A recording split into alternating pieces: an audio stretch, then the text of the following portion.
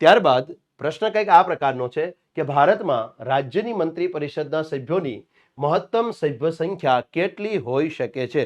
મિત્રો પ્રશ્ન ખાસ ધ્યાનથી વાંચો. અહીંયા સવાલ સ્પષ્ટ પૂછ્યો છે કે ભારતમાં રાજ્યની મંત્રી પરિષદના સભ્યોની મહત્તમ સંખ્યા કેટલી હોઈ શકે છે?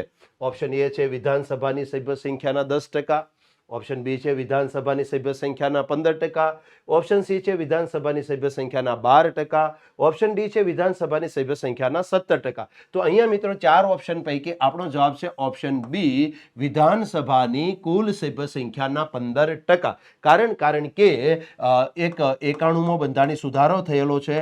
91મો બંધારણી સુધારો 2003 થી ભારતના બંધારણની અંદર એક આર્ટિકલ દાખલ કરવામાં આવેલો છે, આર્ટિકલ નંબર 164(1)A, જેમાં રાજ્યની મંત્રી પરિષદનું કદ ફિક્સ કરી દેવામાં આવેલું છે.